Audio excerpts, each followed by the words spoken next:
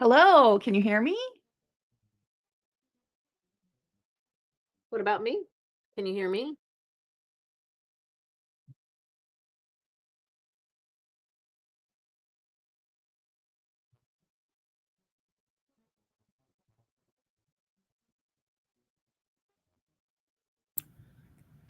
Okay, are we?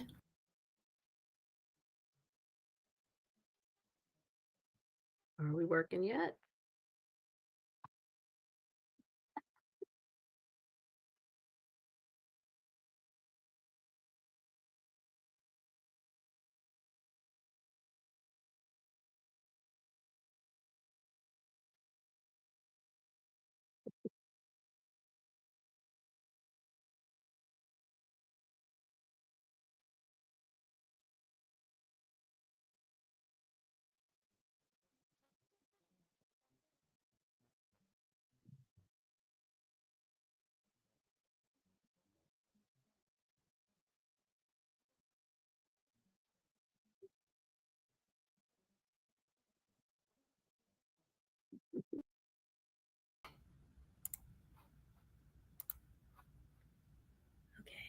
Okay.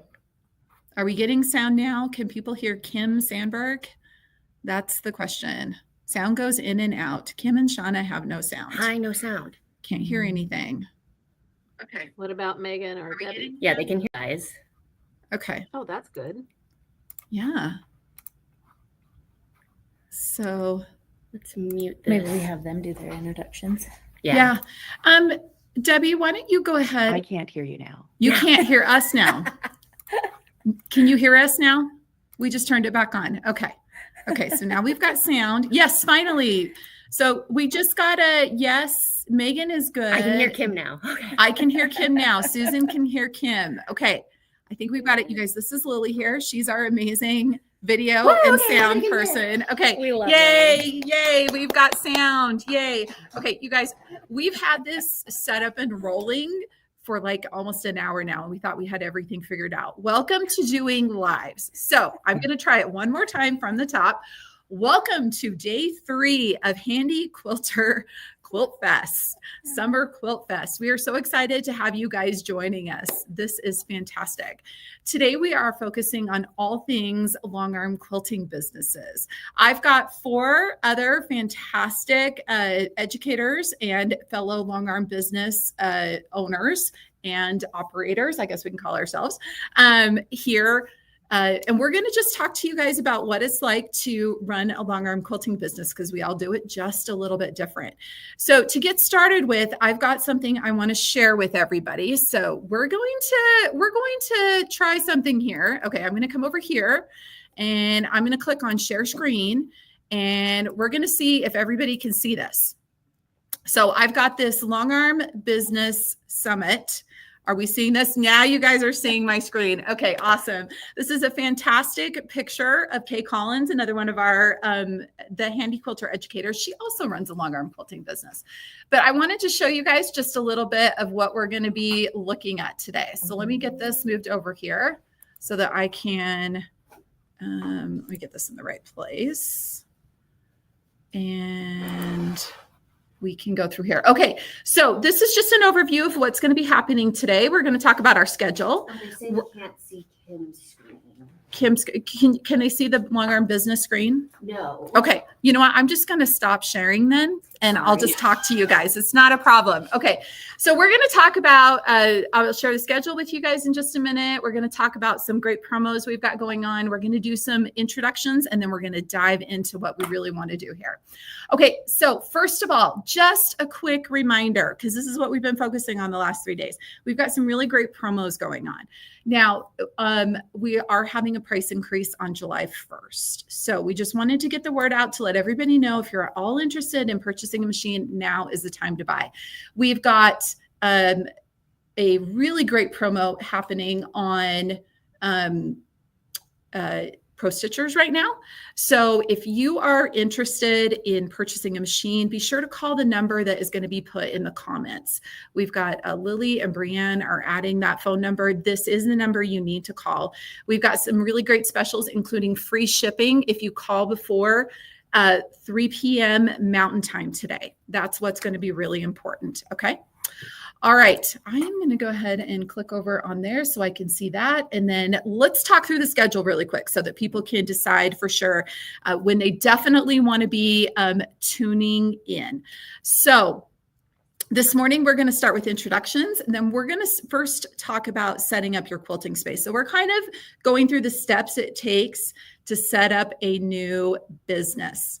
Okay, so we're going to talk about setting up your space. We're going to talk about the pros and cons of running your own quilting business, because while most of it is positive, we're going to be a little real here and let you know maybe some of the challenges we've run into along the way. And then we're going to talk about your business setup. So that's what we're going to be talking about this morning at the end of the segment, just before noon Mountain Time this morning. That's when we'll be answering some questions. Then we're going to take a break from 12 to 1 so that everybody can get something to drink and have a little lunch and get up and stretch your legs. And then we'll be back at 1 o'clock for another 2 hours. And we're going to be talking about deciding on prices and services, basically what you're going to do and what you're not going to do, sort of a thing. Marketing and getting customers. So figuring out how to get people to bring their quilts to you so you can finish them. And then managing customer expectations. And we're going to end that all with some Q&A, a little bit of Q&A there at the end. Okay. All right. So let's go ahead and get started on things. Let me roll my thing the right way here. And I've got that. Okay. So introductions. Let's go ahead and get started. So I'll start with introducing myself. My name is Kim Sandberg. I'm the education manager here at Handi Quilter. And I've been running my own longarm quilting business since 2016, so 9 years. And I've been a quilter. Actually, I made my first quilt in 1995. So you guys, I've been a quilter for 30 years, which is kind of crazy.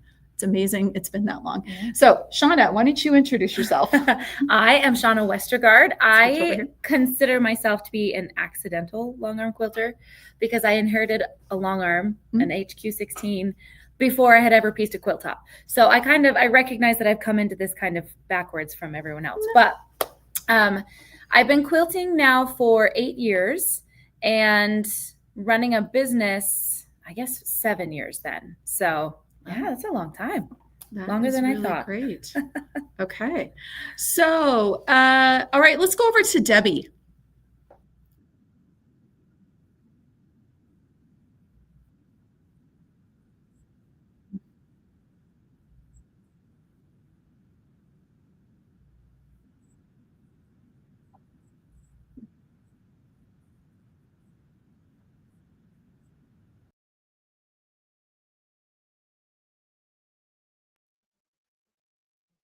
Yeah, it's really hard. I've been doing it for 25 years, so I started when I was 4.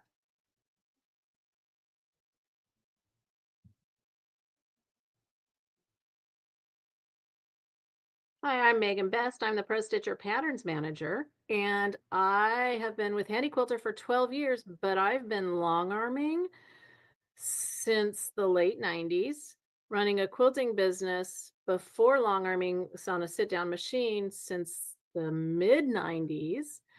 And I've also been, I think I made my first quilt when I was 16, which is a few minutes ago. So well over 30 years in long arming and professionally quilting, thousands of quilts. I still quilt about 200 quilts a year. So.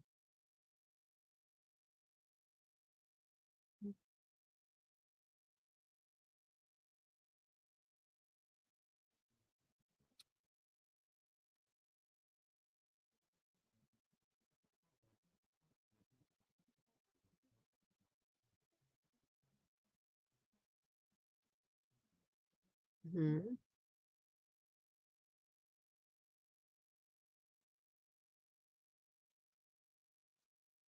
Oh.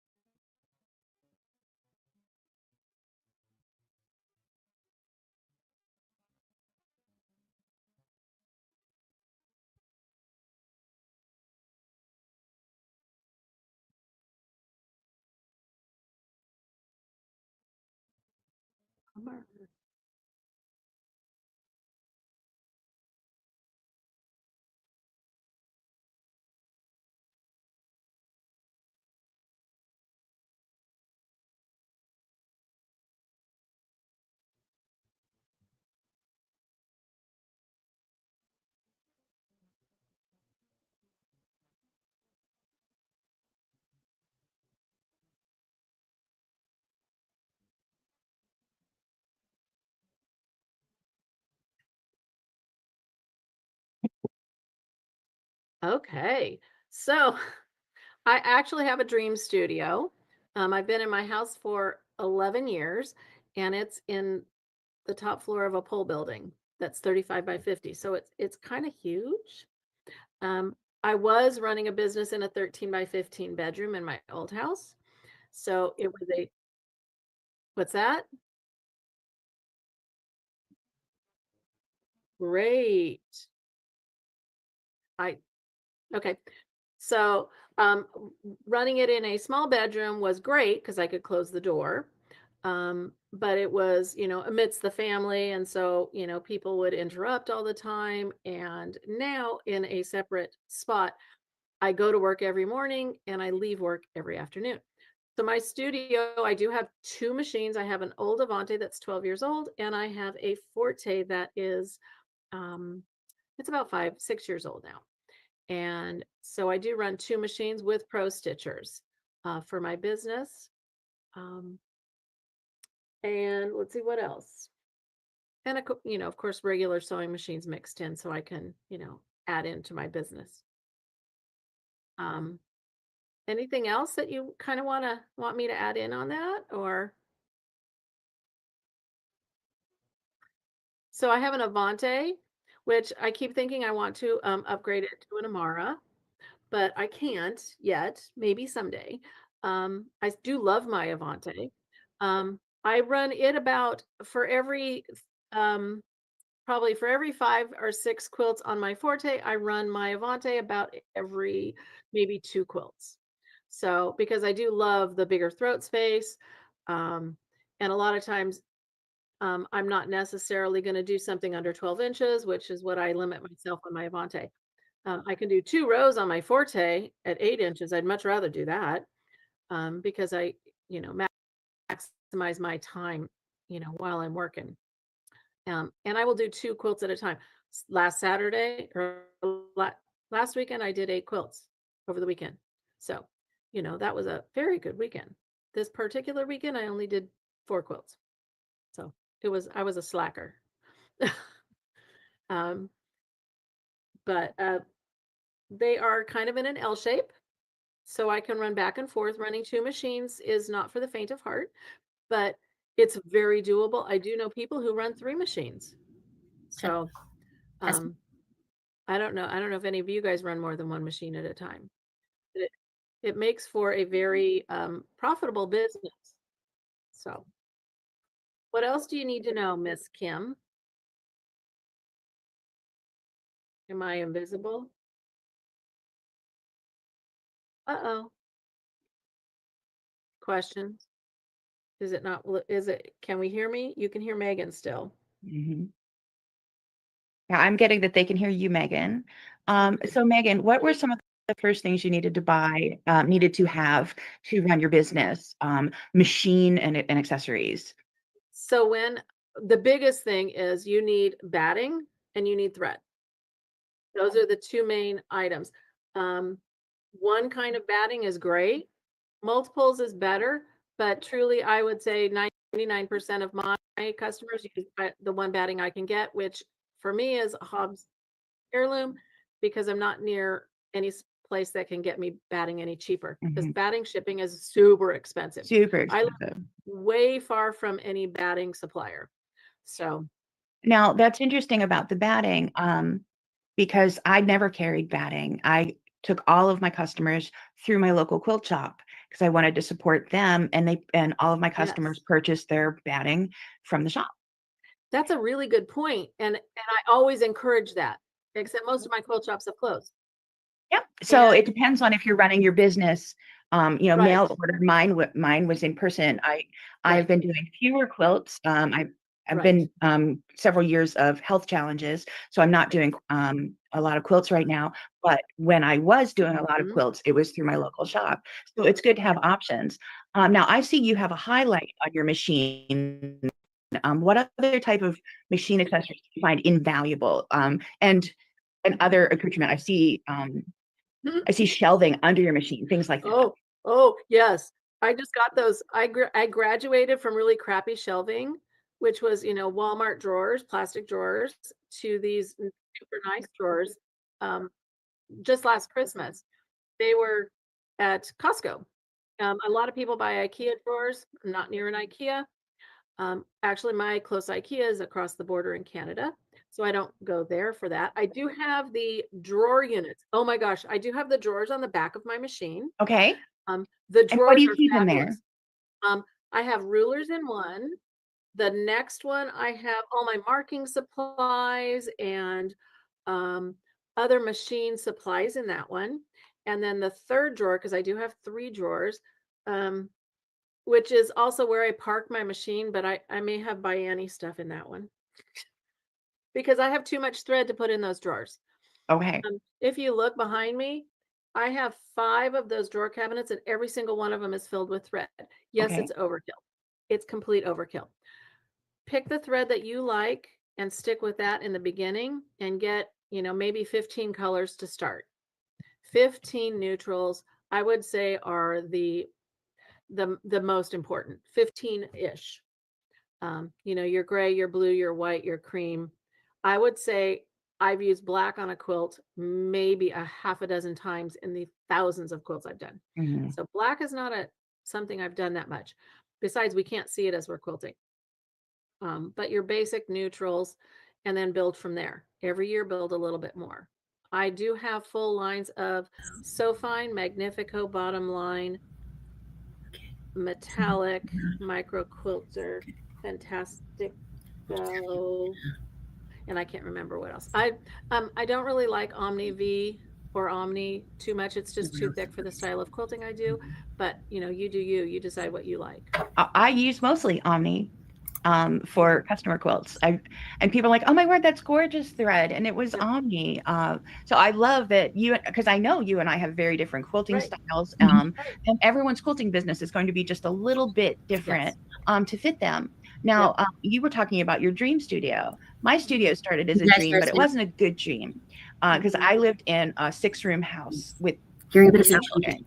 My husband was working in Asia whenever my machine was delivered, and it was supposed to go in the dining room, but it didn't fit in the dining room. So while my husband was out of the country and unavailable, I moved the bedroom set to the dining room. And then, so we slept in the dining room and I quilted in the bedroom. So, he came home from Asia a couple of weeks later and went to the bedroom to go to sleep. And I was like, no, the bed's over here now. We'll talk in the morning. I'll make pancakes. So I started with a far less than ideal situation and, had to crawl under the machine to get to the backside because it just barely fit. I don't live in that house anymore. I'm on top of a 2-car garage. And so it's like 20 by 24-ish. And I've had a variety of machines over 25 years, most often 2 at a time. And mine were parallel so that I would face this one, then I would just turn around and face that one, then turn around and face this one and turn around and face that one. And I do more hand-guided work than computer work. So at most I would have the computer doing one and I would be working on the other. And sometimes I would work on both of them hand-guided. So it really just depended on how the situation, on what the quilting needed. I started with 1 thread line as well. And I went way over on the colors because everything had to match perfectly back in the 90s and early 2000s. And now I'm down to about 10 colors that I use, maybe 12. That doesn't mean I don't still have 3,000 or 4,000 spools of thread. Without exaggeration. Oops. Yes, without exaggeration. Yes. So the things that I found necessary were waffle padding for the floor, floor tile padding. I really thought that my knees were going to bother me when I was standing, but it was actually my hips. From bending forward, it just that bit pivot, bend over and reach, and to stand back up and bend over and stand back up. Now I do all of my quilting sitting down because I do most everything sitting down now. It's just the way life goes. But so that I had to take up that waffle floor to have a chair that can roll back and forth. But I set it up to be physically comfortable. And when I first set up, it was also wireless headphones, which we all now have with our cell phones and such, but it was a really big deal back in the day. So you want to have your comfort. You want to have a place to put your beverage so it's not in the way of the machine and it's not any chance of spilling. And not on the machine at all. And not on the machine ever, ever, ever. The only thing on my machine right now is my elbow. I have a table over here, and I have rolling file cabinets that move next to me, or like a gardening cart. I've had it at one time to always have everything I need up at arm height from wherever I am, but it's not on the machine. And then that's what I worked with.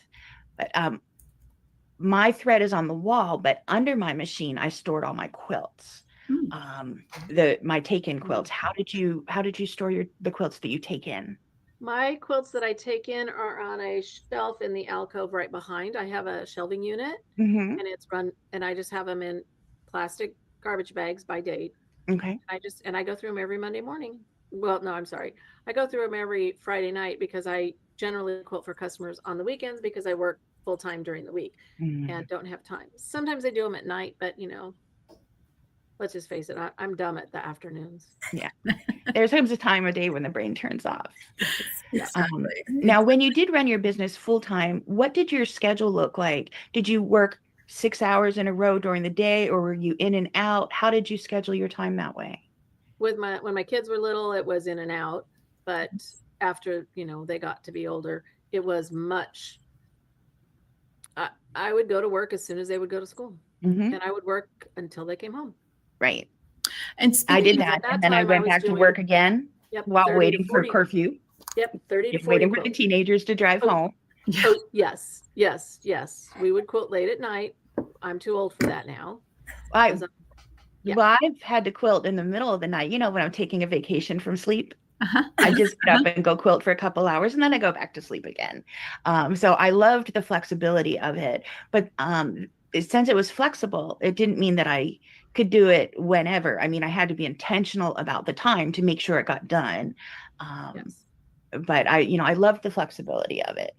I stored my quilts in stackable, like flip top buckets, and I could fit 18 on each side of my machine. So I could have 36 quilts under there at once. And everybody got a bucket, even if it was just a little baby quilt and you could barely see it in the bottom of the bucket. It was a clear bucket with a flip top. And then I had little tie-on labels that went through the little hole in the bucket to say whose it was and with dates. And then I would just keep shoving them down. This is now the end. This is now the end. This is now the end of what needs to be worked on. Yep. But it was really important for the customers to know that they were safe, they were clean, they were out of the way, they weren't in the way of kids, they weren't in the way of any pets, that everything was very clean, safe, contained, well labeled, and organized. Because yes, I'm a casual person. You're going to get the real me, but I do take my quilting very seriously. Very seriously. Yes. So Debbie, we're kind of like foster parents. We're taking really good care of your children for you, and then we're going to give them back. Yes, that's a great way people want to know of that. it. That's I was going to ask Debbie, in your clear buckets, was there enough do you guys have room? sound yet? Yeah, can you hear it? You can't hear us? No? Oh, you're No. muted. You're muted on Zoom. Unmute on Zoom. On Zoom. On Zoom. Mute. Okay. Right there. Okay. Do we have sound now? Can you hear us now? Yeah. Okay. I can, but let's see. Okay, Let's okay, see. okay. Let's see what the. We were sorry. Sorry. Okay. Yay. Okay, you guys, we got the sound figured out. We figured out, just so that everybody knows for future reference, we had a second monitor plugged in, and it was trying to pull things from that second monitor. So we unplugged that. Lily saved the day. We figured that out. Okay. So speaking of, so you guys are both talking about your setup and how you ran things with your business when you had small children. Shauna happens to have small children plenty at her house. So Shauna, why don't you tell us about your setup and answer some of the same questions that Megan and Debbie have shared with us. Okay. Well, when it comes to storing quilts, because I have little toddlers running around, I actually put mine on hangers and hang them up high. So they're out of the way of the kids, because I do have a rolling cart that you guys talked about to keep all my accessories in. And my 1-year-old has figured out that he can crawl over there, and he likes to unroll my golden threads paper, because it's nice and crinkly. So I've had to move all the stuff off the floor, right? So that's what we do. When it comes to scheduling, I absolutely love Pro Stitcher. So when we talk about starting a business, you can definitely start a business without Pro Stitcher, But for me, my business tripled when I started using Pro Stitcher because I could get through the quilts faster, but it also allowed me to be a more present mom too, because I could start the row. I'd take 5 minutes, go start the row for the quilt. I'm still in the house. I'm still by my machine, but then I can go take care of baby, change a diaper or start dinner, you know, whatever it is. So for me, Pro Stitcher was a game changer. That was a really big thing. So what is your setup like? What's your room like that you have your machine set up in? I'm pretty lucky. I don't have like a space above a garage. You guys have some really great studios. But I'm pretty lucky. We just have a basement under, like our basement is wide open. And so the kids have their play space and then I have the other half of the basement. And if I need to, there's bifold doors that I can close to keep the kids out. But I can leave it open and, you know, put up a baby gate or something and I can work on my quilts while I can see my kids. So I have one machine that's the length of the room. And then I'm able to fit I have a really big cut table so that when I'm done with quilts, I can trim off all the edges. Right. And, my sewing machine, you know, all that kind of stuff. But I actually have a second long arm that doesn't fit at my house. So it lives at my mom's house. So sometimes I go quilt at my mom's house instead of quilting at my house. Just depends on what's going on that day. Right. That one is a Moxie at my mom's house. So I have a Moxie XL and so with an 18-inch throat space. That one does have Pro Stitcher Lite. And then the one that I quilt on at my house is the Amara with a 20-inch throat space. So I've got 2 machines going that way too. I think it'd be easier though, Debbie. I like hearing about your setup that you have your 2 machines side by side and you can stand in the middle. I think that's I'm down. I have one machine now, but for most of the time I had 2 machines back to back because that's what fit in my room. Right. So I have one now, and then the rest of my studio is home machines, my stationary machine, my cutting, my pressing stations, things like that. So I'm down to one long arm on a frame now, but back to back was great. Work on this one, then do quilting. Press the button, then do quilting. Yeah. That's Absolutely. I don't know if I could fit my mock. I'm gonna have to go home and measure. I bet you could. I bet you could. But the trick is you're accommodating your family too in that space. That's true. I know for me, so I've had 2 different spaces that I've used since I became a long arm quilter. Started doing it in my home. Originally, I started in just a big room in the basement, like you, Shauna. We moved into a house and there was just one big room in the basement that was finished. And nobody else in my family wanted to go down to the basement. My kids were still small. And so the basement was kind of scary. And I was like, yay, this is my queendom, as we like to call it. And I took it over and that was where I set up my long arm and I had everything. Well, as my kids became teenagers, I don't know if this happens to any of the rest of you, all of a sudden there was that day where the basement was no longer creepy and not cool. It became the awesome and cool space to go hang out in with their friends because they felt like they were away from mom and dad because, you know, kitchen and all that stuff's on the main floor. And so I started finding that I would quilt. My kids would leave for school and I would quilt during the day. And then I would always be trying to finish stuff up as they came home, right, from school. And I would get kicked out because the kids would come downstairs with their friends and they'd be like, Mom, you're too noisy. Yeah, so as they started taking over the basement, I ended up making a switch. I started quilting with an Avante with a Pro Stitcher, and I had the opportunity to upgrade to a Forte, the Amara 24, essentially. And when I got my new machine, I took over the playroom that was upstairs, that was in between the 2 kids' bedrooms, because that space was no longer cool to hang out in. As teenagers, they wanted the basement. So we swapped. But so I had that space up there and I was able to fit my sewing machine in. It's kind of a weird, small, squishy space. So I only had room for the one machine. And over time, I kind of outgrew that space. And so I ended up moving my sewing machine into the office space on the main floor. So my house does have 3 levels. We've got the basement, the main floor, and then upstairs. So now I've turned into the person that on the days I am quilting, especially when I'm quilting for customers, because I'm trying to get stuff done, I get a lot of steps in because I run upstairs and like you, I get it started. And luckily my upstairs is like open, basically like it's like a loft area. So it's open to downstairs. I can hear what's going on. That's I know I've been seeing some comments popping up here, people asking about, do you leave the room? Well, I'm technically still in the same room. Yeah. When I'm down on my main level, because I can still just see and hear right up there. And so I will run downstairs and do some stuff. And then I run back upstairs to change and move. Do the next row. Yeah, do the I next actually row. have a camera. I have a Wise camera that is looking at my long arm, and I can pull it up on my phone. So if I'm running, like if I am going to be where I can't hear my long arm, I actually turn on my camera on my phone. That's so smart. That's so smart.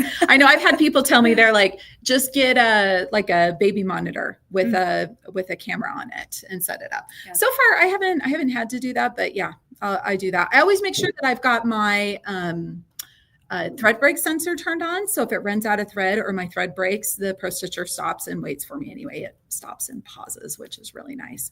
I know you guys talking about different ways that you store your quilts too. This is something you want to consider when you're starting a business, is how to keep track of all of those quilts that come in.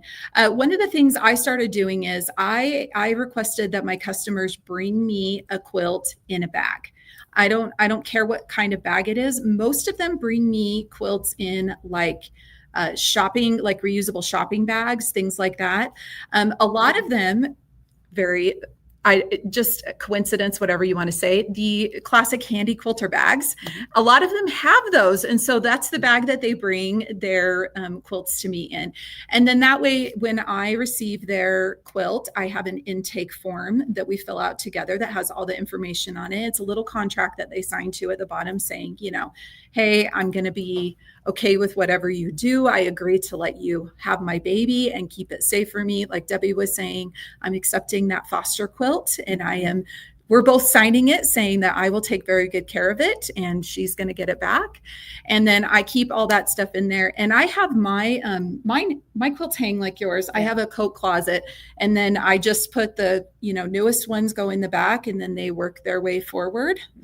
And I'm able to move on to the next one. Yep. So yeah. My intake form is digital.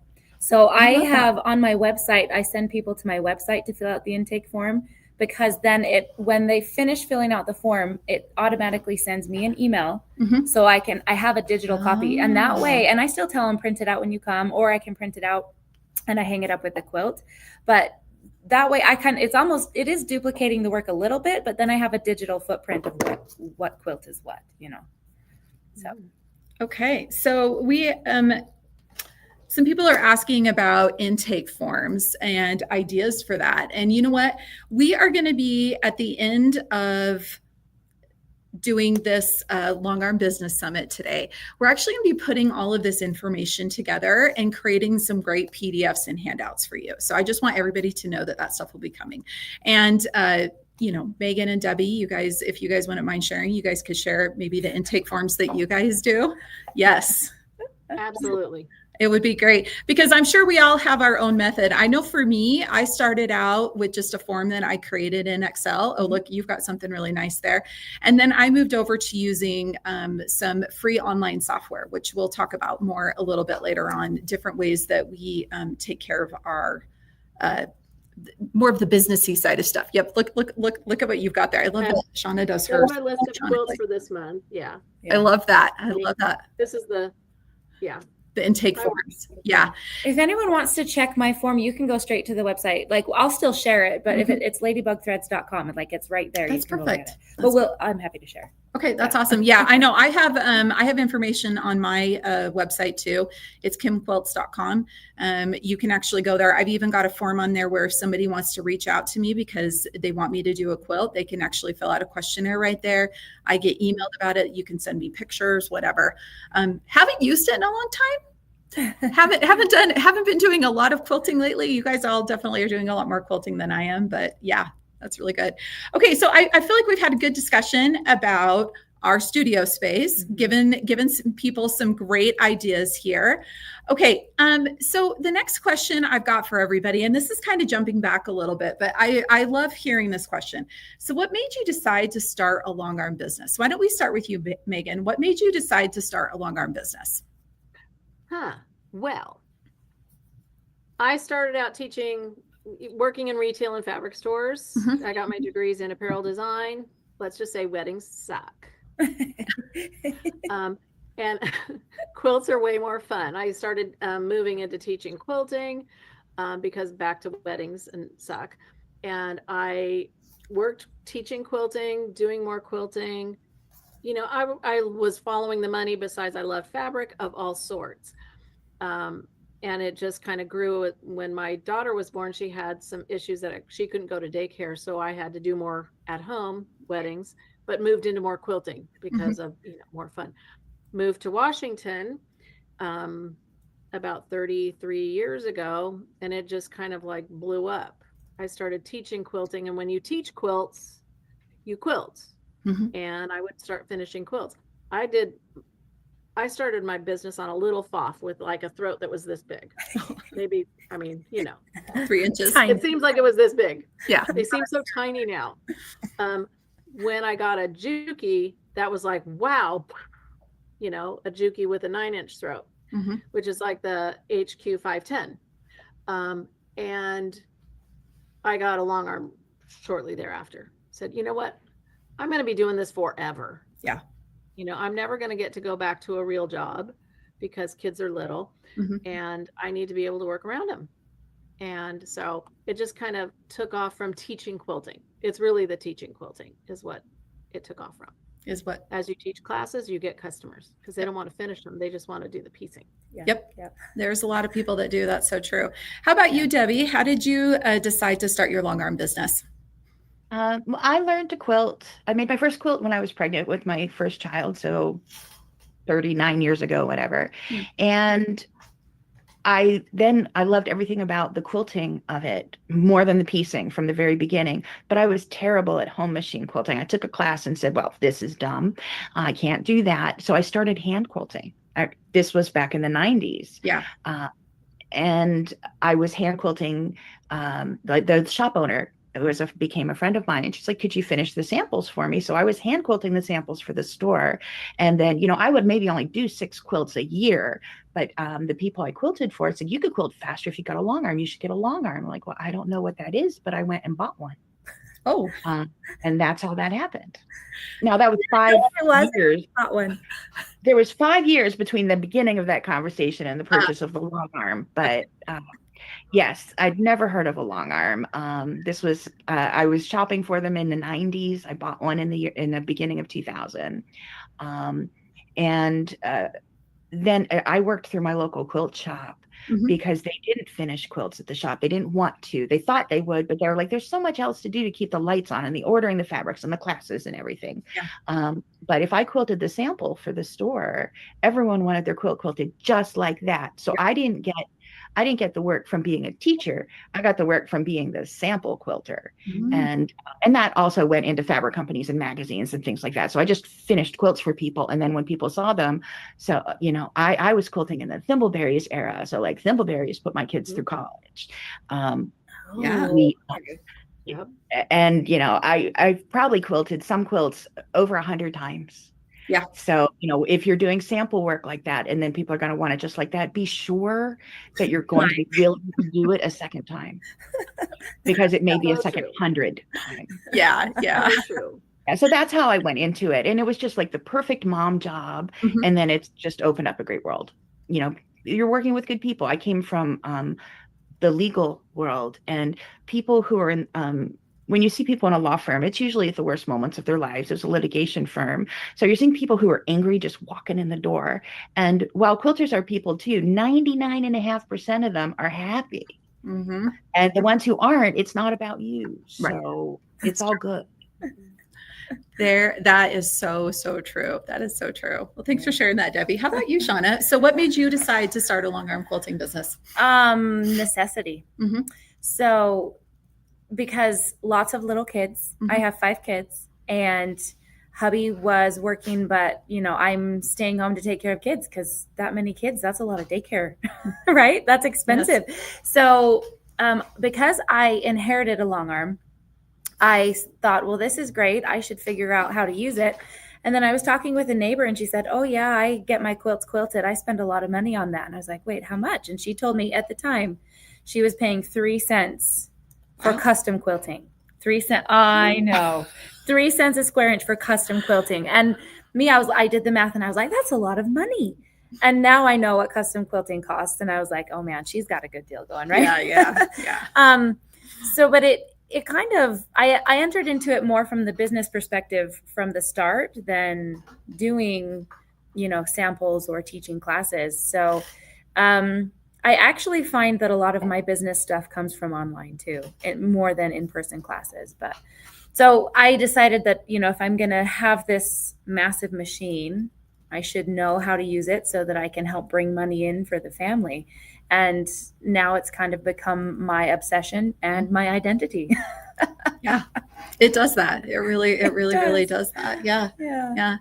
I know for me, so I remember seeing my first long arm it was probably 2001, 2002 in Idaho, where I was living at the time. I had actually just had my first baby, quit my job to stay at home and raise this lovely little boy. And I remember going into my local quilt shop and seeing that big old machine running and just being like, oh my gosh, I want to have one of those someday. And just thinking it was so amazing. So I saved a lot of money. And for about 5 years, my husband's job, we kept moving every 1 to 2 years. And so it wasn't feasible. And then we moved to a place called Ontario, Oregon. It's a little town up north of Boise, Idaho, just over the border.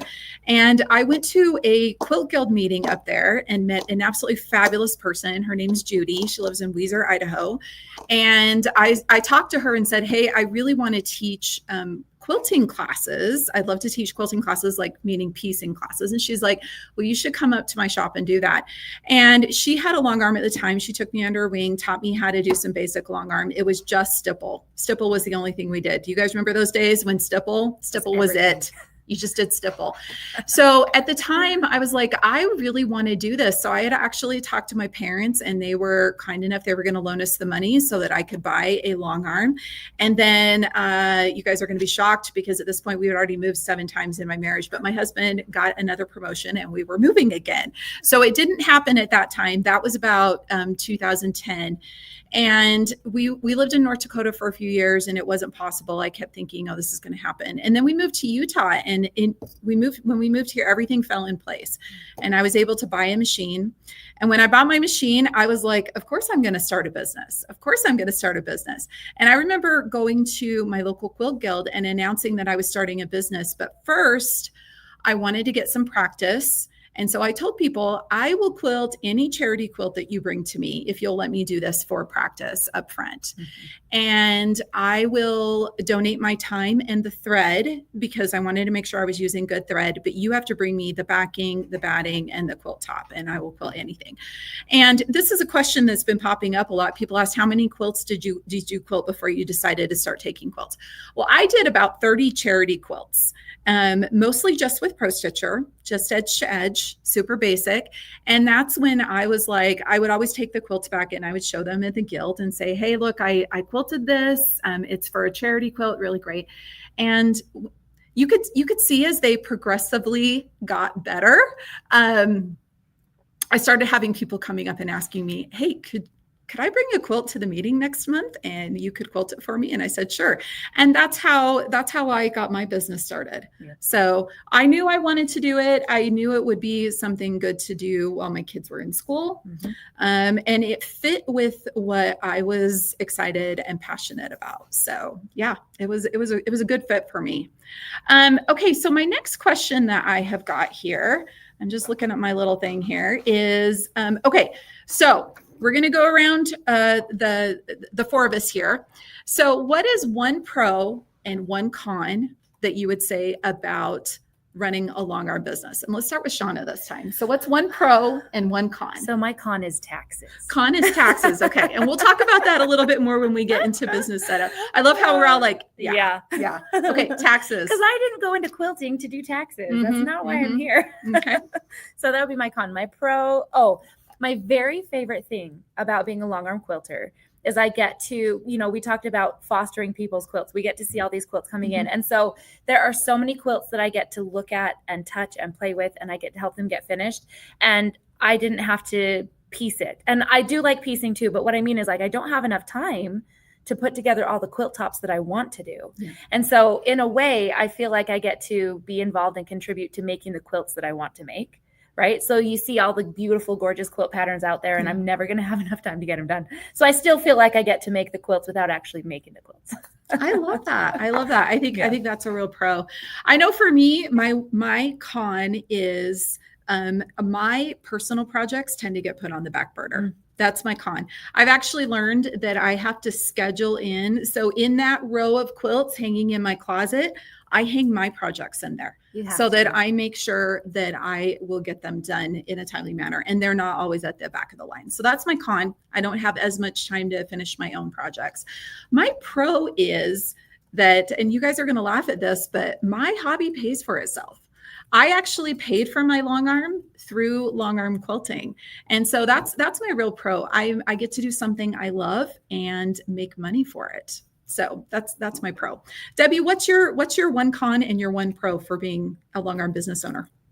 My pro is, again, the same as yours, that my hobby paid for itself. I didn't save up money for the machine. I can give the whole Cinderella story. I was just a poor young mom and didn't have money for fabric and all of that. But I knew that I could quilt and pay off the machine. So how long did it take me to practice before I did a customer quilt?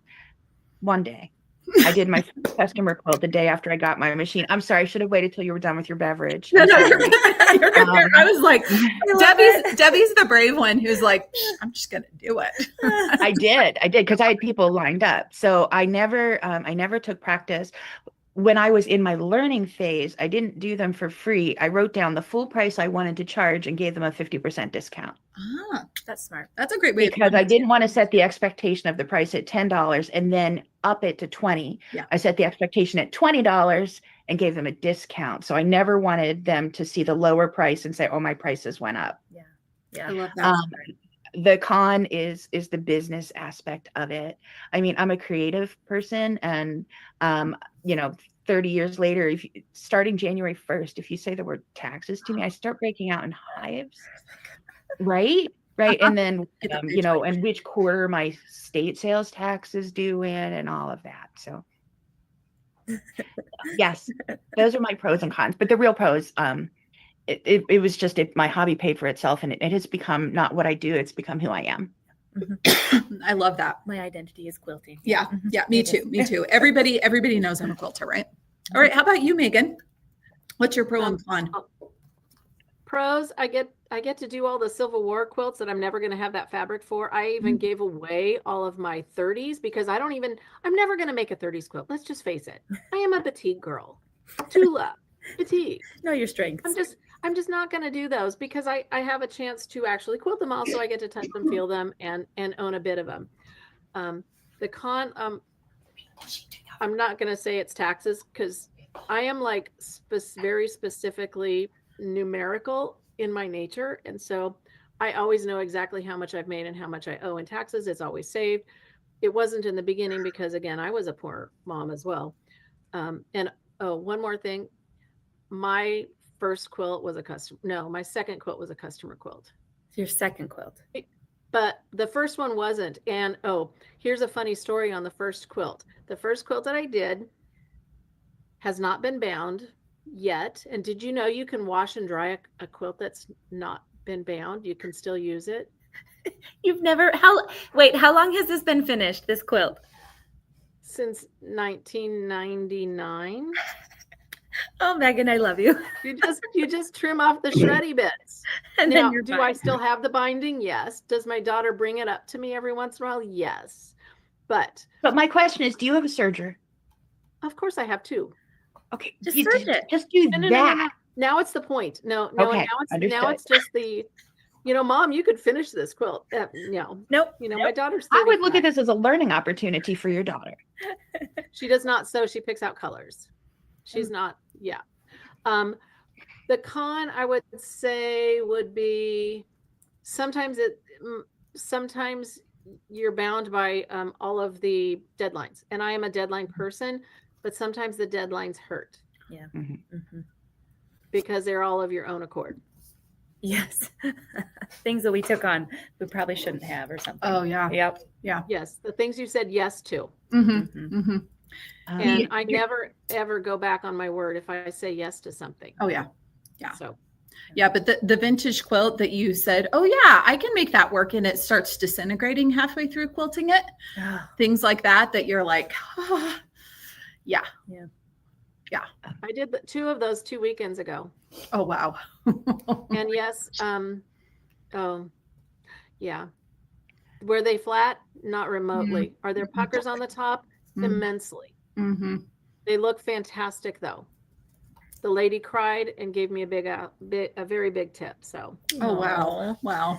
That's one of my favorite parts too. I know I already gave a pro, but I love seeing people when they pick up their quilts and they're just so ecstatic at how it looks. Yeah, that's one of my favorites.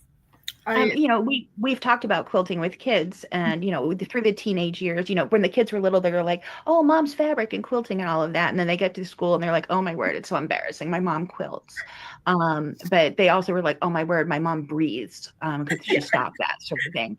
But I remember my son coming home from college and, number one, enjoying going to college that mom paid for, but picking up a phone back when phones were attached to the wall and stuff, and said, I heard a customer. I talked to a customer of yours who called, and you make people happy.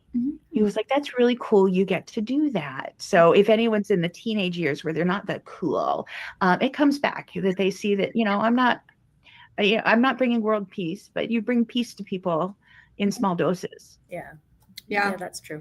I know my daughter did a marketing class in high school, and the teacher put out a call to parents saying, hey, if there's people who are involved in marketing in any way, if they want to, come in and do some kind of a presentation. And I remember asking my daughter, and I said, well, technically I work for the marketing department of Handi Quilter. The education department is like an extension of the marketing. And asking her and saying, do you want me to come, or would that be like so embarrassing? And she's like, Mom, I think it's awesome that you're a woman and you own your own business and you like run it and you do a really great job and you do all of these things. Yes, I want you to come.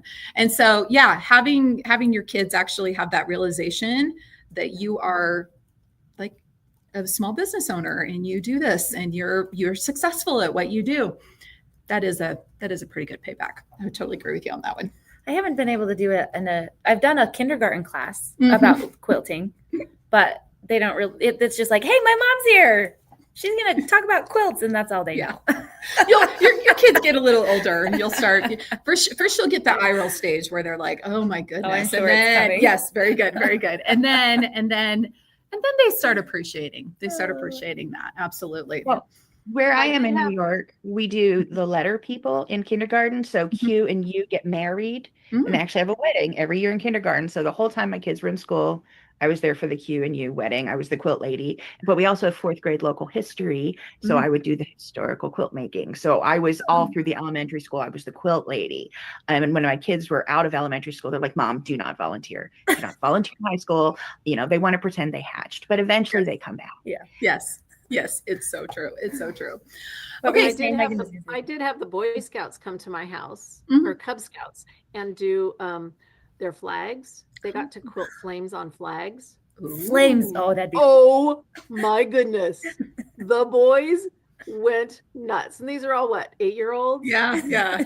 And they got to quilt, and they were so freaking amazed at it. So that was something cool. And while my daughter doesn't quilt or anything, her and 5 or 6 friends made a traveling quilt. So we had the big basement that the kids could play in and, put the couch together and 5 kids could sleep there. And so they did a traveling quilt. And so they always stayed at my house. and the girls would get together and work on it throughout their junior and senior in high school. And the first one that went away to college took it with her. And one of them took them to Germany on a trip, and where she did study abroad. Another one took it to another place. So it ran around the girls quite a bit. Oh, wow. So, yeah. That is really, really cool. Okay. So, the next question I wanted to ask, and it sounds like we've kind of answered this a little bit, but this is kind of something that people keep asking here is, so how did you start taking customer quilts? And maybe we can talk a little bit about what is the process you do when you receive a quilt from a customer. So Megan, why don't we start with you on this one? If somebody calls you up and says, hey, I want to bring a quilt over, where do you go from there? I asked them, have they ever had a quilt quilted before? And what their expectation is, kind of get an idea of what they want. How big is the quilt? Do they want custom quilting? Do they want edge to edge quilting? And I kind of give them an estimate of how much it's going to cost and about how long it's going to take. I've always tried to keep it under a month, which is hard. Yeah. But I have never run out of quilts ever. Now there's times when it's slow, you know, but I just don't ever do the last quilt. That's my little gold standard. You never do the last quilt. But when they call, you know, we kind of go over, you know, what kind of designs they want. Go look at my website. You can see a bunch of quilts there. I have a lot of pretty quilts on my website. I, you know, tell them the process. They bring it to me. I want the backing 6 inches bigger all the way around. If it's a king size, I want it even bigger. If they're super newbie, maybe even a little bigger, because square quilts don't usually happen. And right. Or accurate measuring. Even from the good quilters. Yep. Even from the good piecers. And then I kind of let them know the process, and that, you know, about how long I'm set out. And I usually say about a month, unless there's a rush. And then, you know, I'll give them my address. They bring their quilts by. In my previous house, I never, ever had people come to my house because it was over in a mountain, and, you know, people thought they had to get their passport out to come, even though it was 8 miles from town. So I used to meet them at the quilt shops much more. And we would meet, and I would always call the quilt shop, make sure, is it okay if I meet a customer today? Because you never know. And you would always buy something from them. Always, without fail. You buy something. Half a yard of fabric. Now, and my minimum was usually a half to a yard of fabric. And encourage my customer to either buy the batting from them or not. Depending on the quilt shop. One of my quilt shops just didn't really carry batting. Oh. Like, go figure. I know, that was weird. But figure out a way to get the quilt. I want the quilt as soon as possible. Yeah. I mean, that's, you know, kind of big. And then we talk about designs when they're here. And I have plenty of things for them to look at to get an idea. Do you charge a rush fee? I do, but I rarely do. I say I do, but I rarely do. Yeah. Okay. Depends on the time of year, right? If it's because they're stupid, yes. And I don't want to say that they're stupid. I mean, you don't want to say that, but Yeah. if they're like, oh my gosh, I just forgot that I have a grandbaby coming. No, you didn't. You've known for 9 months. No. If it's an emergency, you know, something that needs to be done right away, a hospice care or something, yes, those get done immediately. I will drop everything and stop making dinner and finish that and do it within a couple of days and no charge. And half the time I don't even charge for those. If it's a good customer, I won't even charge for that. Yeah. Because goodwill is everything in this world. Yes. Yep. So Absolutely. True. yes. Okay. And if I cannot complete what they want, I have names of other quilters. I do And too. you never, ever, ever, ever, ever, ever, ever, ever, ever badmouth another quilter. Amen. Ever. I agree. I think that's a fast and solid rule. Yep.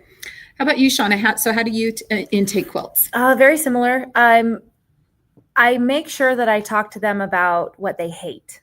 So like everything that Megan Yes. talked about, but I make sure to ask, what do you hate? Because you can say, well, what kind of quilting do you like? And a lot of people say, well, I don't know, I'm pretty easygoing.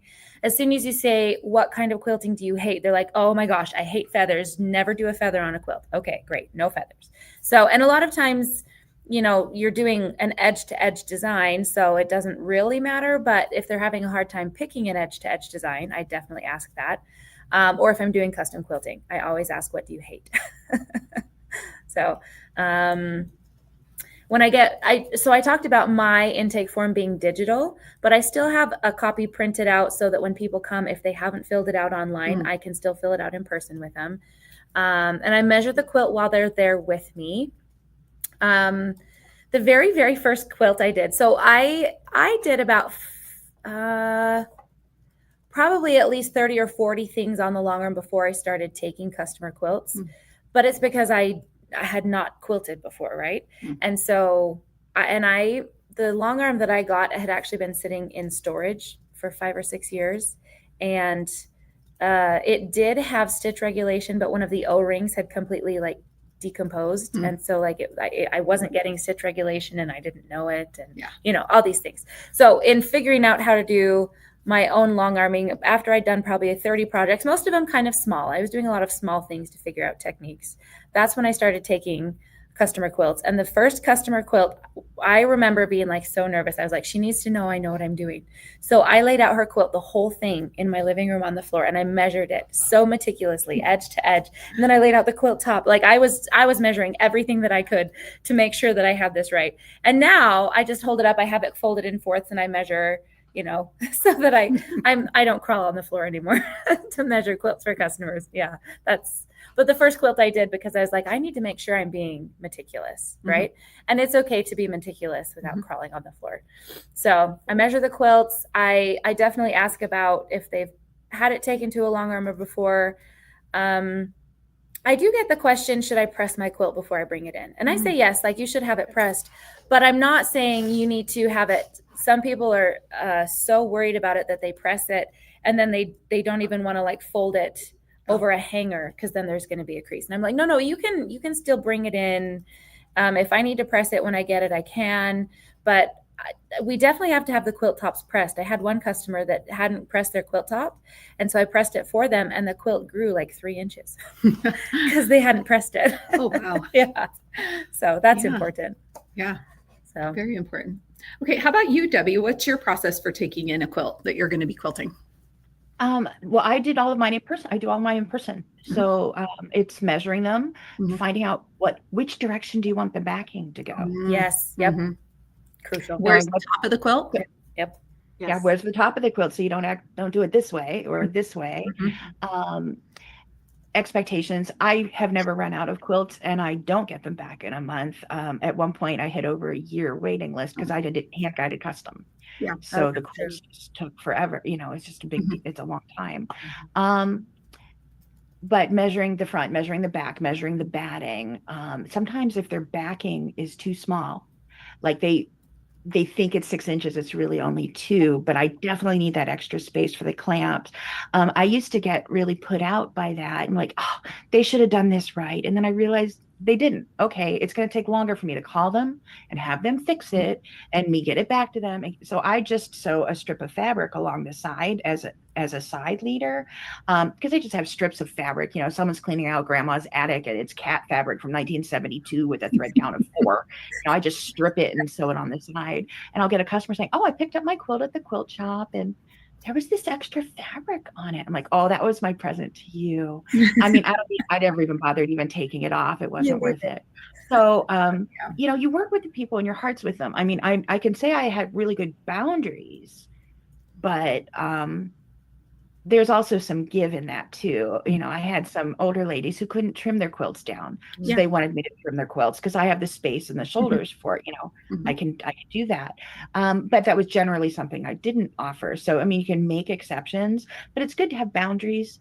I knew how many quilts I could take like until Christmas, because that's how many quilts do I have to do until Christmas.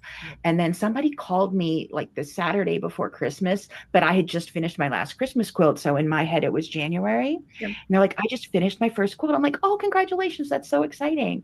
And she's like, can you finish it for me? I'm like, yeah, I definitely can do that. She's like, can you do it by Christmas? I'm like, oh yeah, wide open. Oh, wait, you meant this one. No. Oh, sweetie. No, because that's in 4 days. And no, No, I can't. but just really being clear on that. When do you need it by? Yeah, that's very true. Yeah. And that is so important. I know for me, when I do customer quilt, and I quilt for a very small select group of people still, very, very small, like all relatives and a couple of good friends. That's it. And whoever has dirt on you. Yeah. Well, there's that. Yeah. Too. Okay. But I have them come to my house and we measure the quilt together. One thing that I learned is I measure the top, the middle, and the bottom. Especially if it's somebody that I've never quilted before and I don't know exactly how accurate they are on their quilt. I did this because I learned the hard way. I had a quilt that was shaped like this. It was like wider in the middle, right? We've all done it. So learning how to keep things straight and square. So that is something that a little something extra that I do. Another thing that I do is I always, we go through the thread together and we pick out the thread that we're going to use on the quilt. And then I pretty much all the people I quilt for, they buy their batting from me. So I buy batting by the roll. I have a wholesale account, and so we choose batting together too. So those are the things that we all do at my house. One thing that I do, and I don't know about the rest of you, but choosing the things that I'm going to charge for. If somebody comes and drops a quilt off, and I know that it's a 5-minute or less process because it's short, sweet, to the point, I don't charge them anything extra for that. I have some people that like to come and chat for a while. That takes up a lot of my time. And so that is part of the price that they pay. There is a setup fee that I charge. So we'll talk about that a little bit more. Actually, I think that's our next thing to get into here. I had something to add. Okay, though, go for it. So dealing with intakes, on my intake form, there are 2 questions that I ask. We've kind of talked about this, but one of them is, do you want me to trim your quilt? And the second one is, can I share pictures of your quilt on social media? So trimming the quilt, I have some people that can't trim on their own, or for my newbie quilters, it kind of helps them get over the hump of being worried about binding. They don't know how to do binding. They're worried about trimming, that kind of thing. But I always ask, because you never know which quilters want to just do like the fold over binding method, right? And I definitely explain, hey, if you're going to do the fold over binding method, you're going to see the basting stitch. I baste your quilt down. So just so you know, that's going to be there.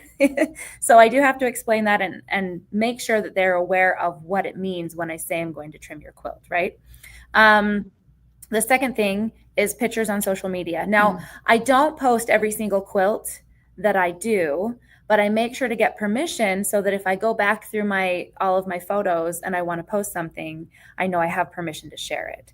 So, and I also ask because sometimes it's like a surprise quilt, and I don't want to tag someone on social media and have them be like, oh no, you ruined the surprise, the birthday surprise. You know what? I do the same thing. Pardon? Is that a checkbox on your intake form? Yes, a checkbox. Yeah. I say I have that. I have a checkbox down at the bottom that says that I have permission to share. And when they sign that, essentially that contract, that's their signature that agrees. And I've also learned, just like you said, if I ask them, is there a date that you need me to wait to share this? Yeah. I will write down the date on the form. For example, it's the time of year. I just finished some graduation quilts and they didn't want me to share the graduation quilts until a little bit later on. Yeah. So yeah, that is something. And it's interesting because I remember when I first started as a Longarm quilter, almost 10 years ago, that was not on my original intake form. No, was asking about social media. Things have definitely changed, haven't they? And now people get really excited. I actually have the added extra of, do you mind if I use this for filming at Handi Quilter? And people get excited about that too, because it's like, I guarantee Megan and I did not have our first intake forms involve social media. Yes. Because we were still on AOL dial-up back then. Exactly. No social media. Like there wasn't even email. I don't know about you guys, but another thing that I do is I take a picture of the quilt when I take it in, because that way I know for sure. And then I actually do the little thing where I add at the bottom of the quilt, I write in the name of the person who that quilt belongs to. That way, if heaven forbid something was to happen and that quilt somehow got separated from the bag with the paper, with everything else, I have a digital record of who that quilt belongs to, so I can get it back to them. And then I also take a picture of my quilts when they're done. And that's actually how I basically notify the person that I have quilted the quilt for, is I send them a picture of the quilt finish. Oh yeah. Quilted, and say, hey, it's done. Let me know when you want to stop by and pick it up. And then I tell them what their total is so that they can go ahead and pay me and take care of all that stuff. Someone asked, how do we get good pictures for a website? And this goes with that really fast, because I do take a ton of pictures. I try to send five pictures of the quilt. I do one. I do a lot of different angles, but I send 5 pictures, and then because they've already given permission for me to share, I just upload them on my website. So, that's a fun way to let them know it's done. They always love looking at pictures. But as far as photos go, I live on the Appalachian Trail. I live under the canopy of the trees. Light is a major issue for photos, and it's been raining every day. So, I mean, I do have lights. If you can see in my glasses, you can see I have some lights around me. But as far as getting the photos, I'll just show you. That's not actually a wall behind me. That's a quilt stand. And it's my long arm is back there. But I can hang pictures. I can hang my quilts up there because I don't have a wall big enough to hang them on. It's not going to be on the floor. This is just there are poles that go up and down. There's clamps along the top, and I can just hang a quilt for photos that way. That's smart, Debbie. I like that. Yeah. Just because then I can angle the light at it to get the way I want. There's not a lot of natural daylight where I live, even in the summer. Yeah, that way you can get that angle, so you can get that perfect sunlight. I know I have a cute little shed in my backyard that has like a rolling barn door, and so I can take quilts outside and clothespin them to the rail along the top of the door. And if I do that in the afternoon, the light comes across it perfectly. As long as it's a sunny day, I can get that perfect. And I'm not laying it on the ground or anything like that, because being able to take a picture straight on definitely helps. And you want the side lighting, because the side lighting shows the stitching that you've done. It shows the definition of that stitching. Yeah. So Megan, how do you get pictures of quilts you've quilted? I just hang them over my bars and go. I'm not fancy. Sometimes, and because I do, I work with a fabric manufacturer and have to take pictures of other quilts. I may stand on a ladder. Well, not really. Let's just face it. I'm not going to do that. I may have my daughter or somebody stand on a ladder and take a picture just straight on. And that works really good because I have big floor space. Not everybody has big floor space. I do. And I can take a picture of an 80-inch quilt standing on a chair or somebody else standing on a chair. I'm afraid of heights. That's good. But a lot of times I'll take a picture of it hanging on my bars with the morning sun, which comes in my windows of my studio, that are just stunning. I don't post a lot on social media because I'm not really at this point looking for more customers for the most part. And I'm just kind of lazy at that right now. When you're swamped, you don't want to bring in more people. That's right. what I am too. I don't do a ton of posting for that reason. But back to something Kim said about, measuring 3 ways. I don't do that right now. For the most part, what I do is I fold my quilt in half and in half. And I have the backing the same way. So at half and in half, and then I just set it on top. But if I accidentally just fold it again, I can see, does the sides meet the center? Then I'm doing it in front of them without going, I try and do it without hurting their feelings. And see that, your center's a bit, or your borders, because everything's on point, your borders are vastly larger than the center. Which is just the nature of quilts on point. Yes. And I take pictures of the quilting. Mostly I share them with my other quilting friends, and we commiserate about who's got the worst quilt today. They all come out perfect, by the way. And what Shauna said about doing a lot of charity quilts, and Kim, you did a lot of charity quilts. That gets you into doing customer quilts, because what our own piecing tends to be pretty good, and what customers do don't. And we are not in the business of schooling those people. No. We are in the business of making them happy. We never want to hurt their feelings. Yep. Their quilts are always masterpieces. Mm-hmm.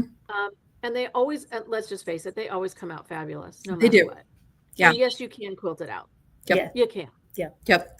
You know, so we want totally to make agree. them happy without hurting their feelings. Yeah. I always like to tell people that I am not the quilt police. I am a long arm quilter, and I'm not going to, do any of that stuff. Debbie, what did you have to say? Well, it's two things. One, as far as the quilts that just aren't going to be straight on a dare, I use that centering tape on the leveling bar on my long arm so that I know how big it is, center to the left, center to the right. And every time I roll it up, I can snap it to that size. And I may pay for it that I have to do a little tugging or a little bulk management in the middle, but I can get that quilt straight. Absolutely. And that's why charity quilts are so important, though. Like, absolutely. Because you can get really wonky charity quilts. Mm-hmm. You really can. Well, I can tell you about the worst quilt I ever got, but I won't. I'll tell you about the second worst quilt I ever quilted. And it was one I made. So I have a proper humility in this because I was making quilts, charm square quilts, but you were making triangles out of them. And I skipped that to trim them down to size. So my sashing was this big and my block was this big. So, I mean, I've done it too. So I have no superiority over my customers in any way. But as far as charity quilts going, people are like, people are trying to, can you do this for free? Well, it's not my charity. So I'll do any charity quilt, but I'll do it at 50% off. Oh, yeah. I'm not going to be more invested in your charity than you are. Yeah, I totally agree. I know for me, like me talking about those charity quilts that I initially did, those were quilts for a guild that I was a member of, and they were the charity quilts for the guild. Like we always had a goal of doing them that year, right? And you're exactly right. I don't do, every once in a while I'll still do a charity quilt for free, but now I just do it at a reduced price because my time is still worth something. And that actually leads us into the last topic that I wanted to talk about this morning. And this is definitely going to take a little bit of time. And we've had a lot of questions about this is, so what did you do to get your business set up? Because, and we've all kind of alluded to this a little bit, but I think one of the things that's the most important to remember is when you're going to set up a long arm quilting business, it is a business. And so there is a proper way to run it. So the first thing I want to do is do a little bit of a disclaimer here. I would highly recommend if you are thinking about starting a long arm business, reach out to professionals in your area. That is my number one piece of advice. And I think the other three of you would definitely agree with me on this because it's going to be different depending on where you live, the state, the town, all of those kind of things. What we're all going to talk about now is our experience setting up businesses. Know that it could be vastly different for you. I just want to caution that. But we all have, I'm sure, some good pieces of advice that we can give about maybe some things that we learned along the way. So I'm going to start on this one. First of all, I grew up on a farm in Idaho, and we owned our own business. We ran our own business. I'm from a family of entrepreneurs. So for me, the minute I decided I was going to do a long arm business, I knew I was going to set it up. So in the state I was in, I started an LLC. I got my business license. I reached out to, I do have an accountant that I got some good advice from. I do have a lawyer too that I sound all super official here, you guys, but it's just because of other small like businesses that my husband and I own and that I'm also partners with in like my family, for example, my extended family, my parents. And so I already had these people in my life. So it wasn't like I was going out and looking for these people, but I went to them for advice. They helped me get things set up. I applied for my tax ID number. And I got my state tax ID number, which allows me to buy things wholesale. And this was important for me because I wanted to be able to maximize and, for example, offer batting for sale and thread. Those are both things that I would sell to my customers. And that way I was buying it at wholesale and I was having to charge sales tax. So that was one thing, having an accountant involved for me.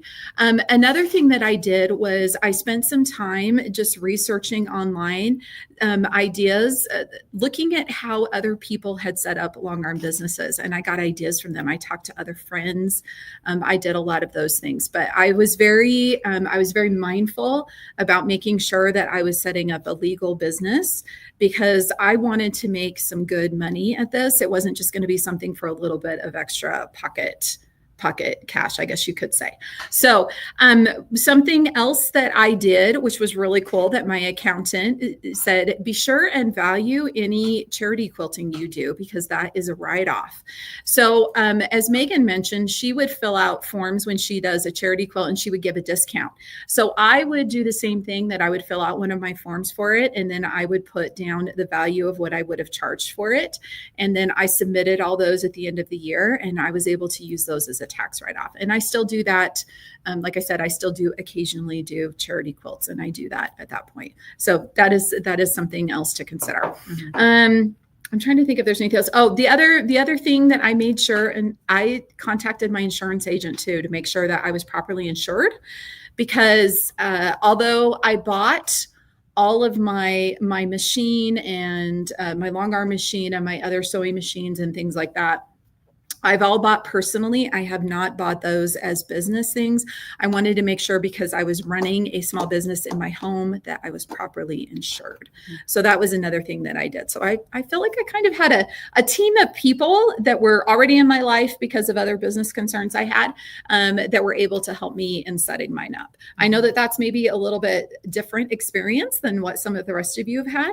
So Debbie, how did you the business side of things, how did you get that set up to get started? Well, I couldn't do a Google search on any of it because it was in the 90s. So I do have a DBA. I set up a business name. I had to go to the county and look through physical records to see if they had already taken that business name. And I thought it was really cute.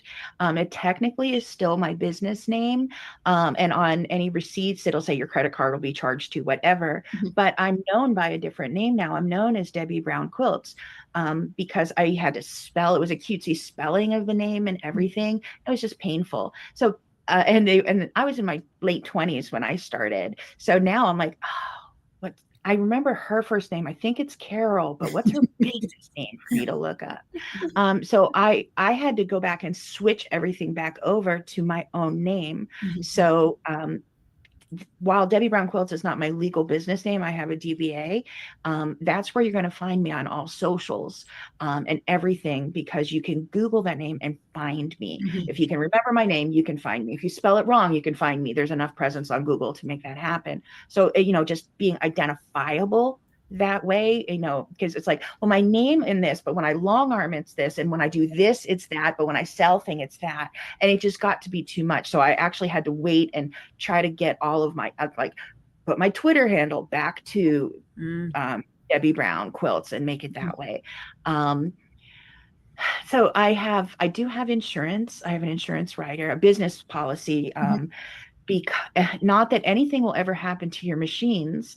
However, in 2019, my house was destroyed by a falling tree. It was a giant beech tree that took out my house.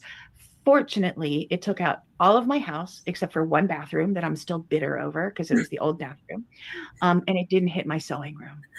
Yeah. But had it hit my sewing room, and people are like, wow, you're really calm. I'm like, well, I didn't lose anything important. It was just the house.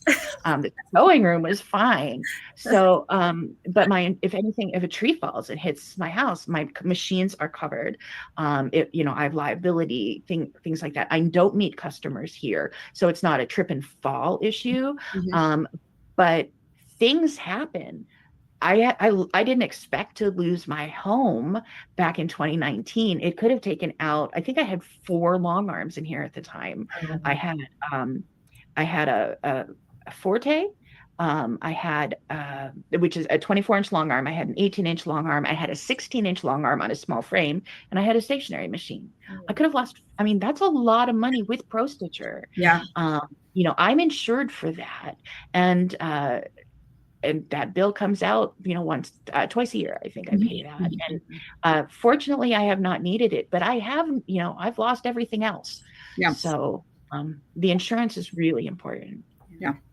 It is. When I was setting up, if I, for my website, you have to have a phone number, I think, the way I have my website set up. So it's not a fake phone number, but it's not my cell phone number. If you have a newsletter, you have to have a mailing address. Mhm. Well, it's not my address, it's a post office box in town. Right. So those were things I did like that because I live kind of out. So it's not like there's a lot of neighbors or anything. I live out of town, and people can come here, and I just don't want to put all of that information online. I don't want my cell phone number online, and I don't want my home address online. Right. Yep. Absolutely. And those are just decisions you have to make depending on how you're going to run your business. Yeah. You do what works best for you. Absolutely. Right. Absolutely. Right. All right, Megan, how about you? So I came into this a little bit differently or early on in the professional long arm business. Most people were under the table, quilting for a little pin money, Mhm. that kind of thing. I have worked so hard with my local people in legitimizing our business, forming long arm guilds long ago Mhm. to try and make sure that we were on the same page and we were truly running businesses. There's still a couple that don't, and it just irritates the rest of us because we are running legitimate business. You know, my building, my studio is insured for $100,000. It's probably not enough, but it is insured under a business writer. My husband has a master's in international finance. You know, while he can do this, we do have an accountant Mhm. that has done our business. We do have a business license and a resale license. Mhm. In my state, all of our labor, as well as any product, is taxable. So you have to have that in order to run a business. I'm outside of a city, so my business license is super cheap. It's like it's really cheap, $20, maybe something like that. It's not expensive. If you're in a city, you have to add a city price onto that. Yep. Yep. But you want to make sure you have the right licenses and you have the, insurance. My studio's up 20 steps. I don't bring people up here. I meet them downstairs because, again, my husband's in the finance and insurance industry, and therefore we want to make sure that everything's really good about that. I do meet people at my house now because, let's just face it takes a lot less time than if I had to go to town and meet them at, a quilt shop, which there really isn't any now, or Starbucks, which just takes too much time because then we have to sit and visit and all that. Also, software. What's your accounting software? I've been using Machine Quilter Business Manager since it started in like 2004 or 5. I've been using it forever. It is fabulous. My accountants love it. They've done other long armors, and we've convinced them, the other long armors, this works great because you can spit out your financials at any given moment. So I always know what my financials are at any given moment so that I can always save for my taxes. Mm-hmm. Because, it's not just your sales tax that you have to put away. Yep. You also have to put away your income tax. Yep. And your Social Security. And your Social Security. Yep. And are you going to save for a 401k? Mm-hmm. I have a solo 401k that I've been saving for because, I am of a generation that we need to make sure that we provide for ourselves as women. Yep. Just in case. Always. It's, I guess, a generational thing. Even my sisters that are, 6-7 years older didn't seem to worry about that quite as much. Anyway, you always want to make sure that your business is run correctly. Now, are you going to do all that right away? Maybe not, but you want to get your licenses and your insurance. Mm-hmm. Yep. And then you start seeing where your income lies. Keep really good records, as you build your income. I'm a numbers person, so I always know everything about how many quilts I do, how many stitches, how much thread. That part brings me joy. I count bobbins. I love counting the bobbins on a quilt. How many bobbins? And that's my yardage estimator. Yeah. Oh, I love that. The last year's average stitch count was 85,000 stitches per quilt. Oh my gosh. I love it. I love the numbers. I know. I love Megan. I feel like Megan's the one that if I have a question about how much thread I need to plan for a quilt, I can call her and be like, so it's about this by this, and I'm she'll going to know. do this and this. And she's like, which thread are you using? Okay, this is how much you're going to use. Yeah. So however many stitches, so about every 50,000 stitches is about 500 or 100,000 stitches Mhm. is going to be about 800 yards of thread ish. So fine-ish. Okay. So if you think 100,000 stitches is 1,000 yards of thread. Okay. So, and I plan ahead how many stitches. It just gives you a good ballpark Mhm. to know whether or not you have to pray through the end of your cone. Yes. I love that. Right through the end of your cone. I did run out of thread on one of my Academy quilts. I have And I this just much went- left on a cone that I just dropped, but it's Yeah, you got your thread chicken going, right? Yeah. I'm playing Bob. Yeah, I I'm playing lost. Red Chicken right now. And I lost it last Friday. I lost thread chicken. Dang it, Well, you dang can't it. win them all. No, you can't, unfortunately. So how about you, No. Shauna? Um, Do you have anything else to add that you've done a little differently or anything else? I think I would just say that you don't have to have it set up all at once before you're ready to start your business. So I didn't have a lawyer until I needed one when someone stole my intellectual property, Yeah. and I had to go find a lawyer to take care of that. And so, but I have an LLC, and I had a family member who helped me write that up as an attorney. And so like you need to find the people that know what they're doing. I think the best advice I got when I was starting this business was have a group, almost like have a panel of 3 people that you can call and say, hey, this is what I want to do. This is my idea. What do you think? Almost like getting permission from the board to spend money or something. But it's like, I need to have people in my corner that know what to do so that they can help me. Right. So I do have an LLC. Did not have business insurance, and then went to someone's house because she was homebound. She wanted me to finish these quilts for her. I went into her house and I was doing the intake with her at her house, and laid a quilt. After I'd measured it, I laid it over the edge of her couch. And then when I picked it up, I didn't know it had been like draped over a figurine. So I picked up the quilt and it knocked the figurine down and broke it. And she was the one like, oh my gosh, that's a Hummel figurine. You're going to have to pay me to get this Hummel figurine replaced and all of this stuff. And so I left her house and immediately called someone to figure out what I need to do for business insurance, because that's a hard lesson to learn. Luckily, again, I have the people in my life that I could call and say, how do I handle this? And so they said, well, have her get it appraised. She can say that it's a Hummel figurine, but you don't really know because it was not marked. And so she said, I said, okay, get it appraised. We'll see what we got to do. I'm happy to work with you on this. Get it appraised. And she came, I called her a week or 2 later. I never heard back from her. And she said, oh, they said it must not be a real figurine but the person that gifted it to me said it was, all those things. Anyway, that was my very stressful life lesson of, okay, my standard operating procedure now, I don't go to people's homes to take quilts. That's just not going to happen anymore. And business insurance. Yeah. Yep. Yeah. There's always those things that we learn from, right? Oh yeah. Yeah. Absolutely. So you won't know everything up front. It's a process to get everything set up. Absolutely. Absolutely. And as time goes on, you add those extra things. Go ahead, Megan. I am not an LLC. I'm a sole proprietor and have been forever. So you're going to weigh the options of an LLC, or you're incorporated, or if you're a sole proprietor. I've been a sole proprietor for my whole entire from the beginning self-employed business. Yeah, and I'm a sole proprietor, but DBA. And DBA, for those of you that don't know, means doing business as. It's one of those things that if you have a cute name, like Debbie mentioned, but she's actually doing business under another name, it's a little legal term there. So for those of you that don't know what that DBA means, that's what it is. Yeah. And you can see, okay, so there's 4 of us here that run Longarm businesses, and we all do it differently. You guys can see that here clearly. We've all figured out what works best for us.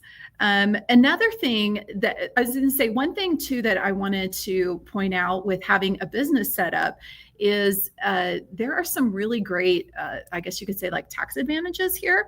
I know for me, anytime I buy fabric, it is essentially a tax write-off, because any quilts that I make, I always show them to customers. They're samples that show off my work, things that I post on social media.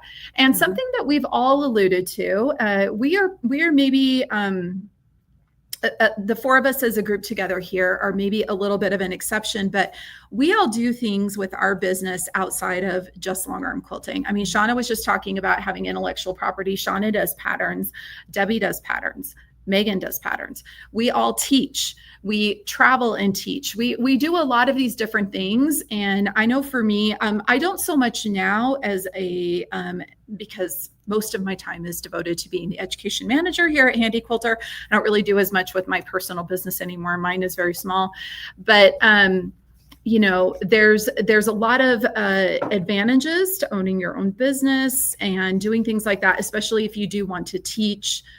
Those travel expenses, all of those kind of things are write-offs. I know that Shauna even has a cute little thing on your car that advertises my stickers, your quilting business. I mean, there's a lot of things that you can do with that. And one of the things we really want to stress here is you've heard us all talk about different things. Shauna and I live in the same state, but Debbie and Megan live in different states, and they have different regulations and guidelines and all those different kinds of things to follow. So please, please, please, our number one thing here would be just remember what we're telling you, the way that we do it, not the way that you have to do it. We recommend that you build your own team of people who can help advise you so that you can be successful and do things correctly for where you live. Because depending, as you've heard here, we all have a lot of different things going on. Well, and even within the same state, some people here in Utah will charge. So there's a difference between taxes for goods and services, right? Yep. So you have to talk. I talked to someone at H&R Block to get that figured out, right? But you can go find a tax accountant. But in the same state, people aren't always doing it the same either. So sorry, I talked over you, Debbie. Oh, no, I live in suburban New York City. I mean, I have to pay an extra tax on my business for the subways for the metro in New York City, just because of where I live. I don't think you're going to have to do that if you don't live in the Metro Commuter Tax District of New York. So it really is very different county by county, even in New York. But I live in suburban New York City. So I have a little extra to do there. So you really need to check county by county. And fortunately, there's so much information now with Small Business Administration. Go through your county. There's a lot of good support. Yeah, there is. And one of the things that I would really recommend, and I'm guessing you guys will probably back me up on this, that is part of the investment of starting a small business. It is going to cost you some money to get some of this advice. So you're not always going to be able to happen to have a family member or somebody like that who can counsel you on these things. But it is money well spent. That money that I spend on my accountant every year, worth every dime. The money having a lawyer help me set up so that my business was set up properly, money well spent. My insurance policy, money well spent. So those are just some of the cost of doing business, but it also helps you prevent having mistakes that could be more costly down the road for sure. So, okay. Well, I think we talked good things there. Either one of you have anything else you want to add? Any of you? Shauna, I'm just going to look here.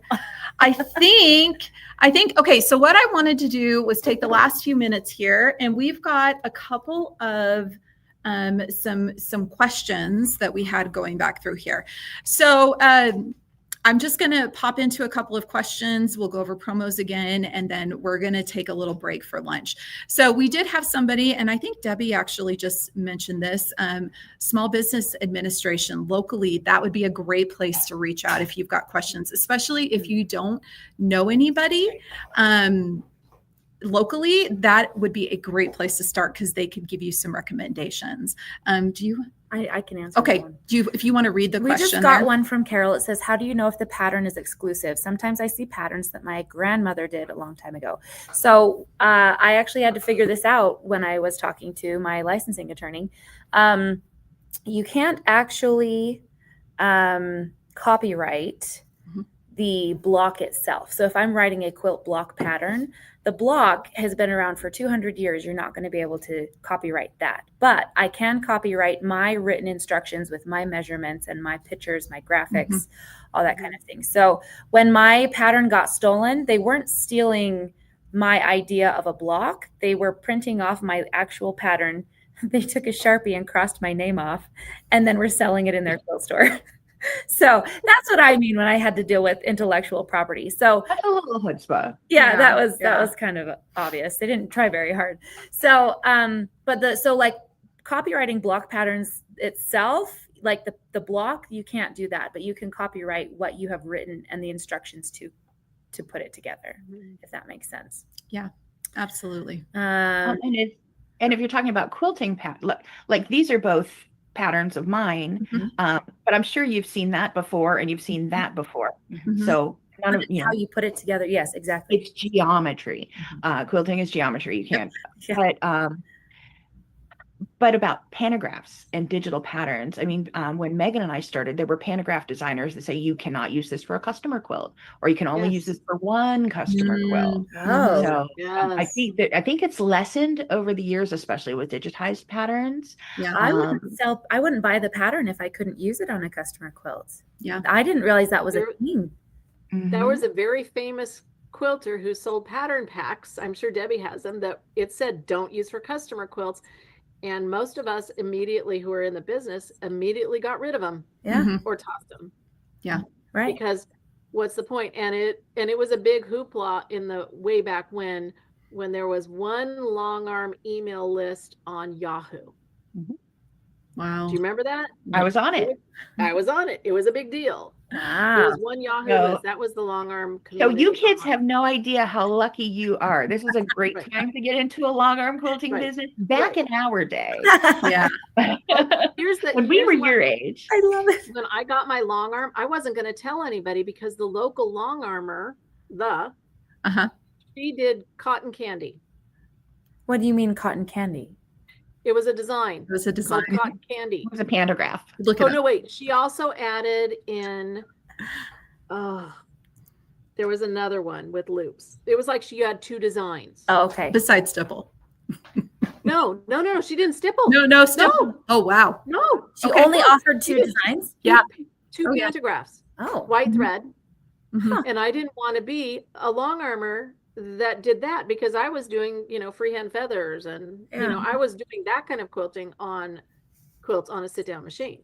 And so I wasn't going to tell anybody until for a bit. It ended up being 3 or 4 months before I said, oh yeah, by the way, I did kind of get a Longarm. I just do the same kind of quilting. I don't do pantographs. Yeah. And to this day, I did one pantograph and it sucked every bit of joy out of my life. Oh, me too. It was not something I enjoyed. A lot of people enjoyed them. And I teach, that you can do physical pantographs if that brings you joy. It's like the hum of doing a strip quilt. The machine is very calming. Piecing is very calming. And pantographs can be very calming for some people. It wasn't for me. I liken it to my coffee cup. 100 times out of 100, my coffee cup has tea in it because it's what I prefer. And what type of quilting you like. If you like to do computerized, hand-guided, custom edge-to-edge pantographs, that's a coffee tea preference issue. None of it's wrong. I'm not wrong for liking tea. I like tea. Yeah. And you're not wrong for deciding which way you want to run your business. Yeah, exactly. Yeah. And we're going to lean into that just after lunch. We're going to talk about like how we each decided what services we were going to offer and why we do what we do. Yeah. Okay. So I'm looking back through here, just looking back through some of the questions. I feel like we've actually answered a lot of these. Let's see. So Debbie, why don't you tell us the things you do with your Longarm business outside of just Longarm quilting? What are all the different things that you do? I teach for Handi Quilter. I design patterns for cutie patterns. I design scrap quilting patterns. These are color blocks. I have a thread line. I have a line of stencils. I have online craftsy classes, online craft classes with Annie's Creative Studio, and then I have my own branded online classes. I think that's it. That's a lot. You do a little bit of everything. I feel But like. I do what makes me happy. Yes. Whenever I was quilting X number of quilts a year, like people are like, oh my word, how do you quilt that many quilts? I'm like, because my kids went to school out of state and tuition's due December 19th. That's how I did that. I don't know how you got that many done. Well, that's how. Yeah. I'm into the golden years, and I can make different decisions based on joy. Someone contacted me recently. Every week at church, I get another sewing question, mending, or I need a machine or whatever. And someone said, oh, will you make me 3 quilts out of a wedding dress? That was the fastest no I've ever said in my life, because no. And she's like, but would you? No. Are you sure? Yes, I'm sure. No. But I get to choose that. So, if I'm in it chasing the income, like, should I need the income as we're looking at retirement? And if an unexpected bill comes up, I can turn the business up and say yes to more things. Right now I'm in the joy phase. Yes, you are. Yes, you are. And that is one of the pluses to owning your own business, is being able to make choices like that, depending on what's going on in your life. Absolutely. How about you, Megan? Well, so right now I'm doing, of course, my phone chose to ring. Yes. I besides quilting, in which I quilt on weekends, my husband is out of town working, so I choose to quilt on the weekends. It's what brings me joy and keeps me sane. It grounds me in this industry. I do work for, do manage Pro Stitcher Patterns, so I do that like 40 hours a week. But I also work with Island Batik and design lines of fabric. So I've got different lines of quilts that I've done that are in their catalogs. So I design a line. I've done like 6 lines of fabric with quilts, which means they give me fabric. So I create patterns. They do the advertising in their catalogs, and then I could sell the patterns through them. Works really well. What else do I do? I've done teaching. I've kind of stalled the teaching for the time being because I just don't have the bandwidth right now, but I could, again, like Debbie said, I could start that up if I needed to. But keeping your hands in different parts of the pie helps diversify your income. But it all comes back down to quilting. Quilting is the ground base. It's the one thing that I want to keep as the base of what I do, because it still brings me joy. Yeah. Some people say that running a business, they don't want to run a business because it's going to not bring them joy. It's going to take all the joy of quilting. No, it doesn't. Doesn't have to. It might for you, but it doesn't for me. It has never stopped. And I probably have more physical quilts in my possession that are mine than anybody, because a lot of these I can't show for like a year. I have great new quilts. These ones just came back in the mail. I can't show anybody because the fabrics aren't going to be live until January of 26. I have another line of fabrics that the fabrics aren't going to be live until probably January of 27. And I'm making those right now. Wow. This is my content calendar throughout the future. So there are quilts on here scheduled that you just can't show. They're dated, posted, ready to go. And I know what it is. Yeah. Right. But think whenever the pandemic hit, if the only thing I did was teach, I'd have been 100% out of work and lost my mind. I could just pivot to another one. And since I already had a film studio set up in my studio here, I just to teaching more online and more patterns and more that. So it's really fun to see where it takes you. But you also make some really fun connections. Longarming, like somebody saw my quilt at a show, and then I ended up quilting for a magazine family that I had a quilt in magazine every month in their family of magazines for a lot of years. That company's no longer in business, but I have zigged and zagged all over the place, and they're like, oh, hey, do you quilt? Would you want to write a column for us? Okay, I'll do that too. You just never know. But I don't regret longarm quilting ever. And I have 2 daughters-in-law who are home raising children. I'm like, ever thought about quilting? Yeah. Well, if you're interested in a job, you thought about quilting? It's worked really well. Yeah, absolutely. Now, I live in suburban New York. If I were not married, I couldn't support myself on the income of a quilt teacher. I live in a very, very expensive part of the country.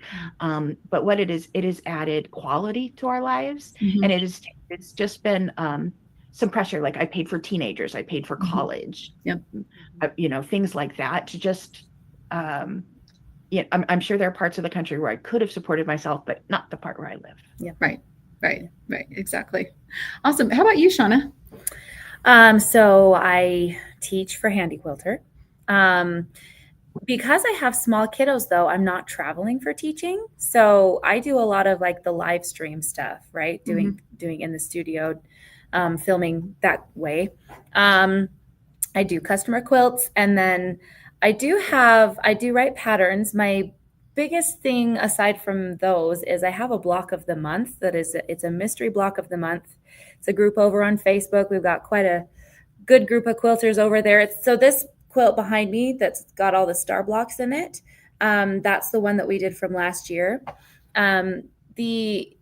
So Debbie, when you said you do scrap quilts, I kind of went, huh, because I cannot do a scrappy quilt to save my life. When people are like, you just pull the fabric out of a bag and sew it together. I can't do that because my brain goes, no, it has to match, it has to line up. That's just how I am. And so good for you, because I can't do that. This is what That was my pandemic project. Okay. Yeah.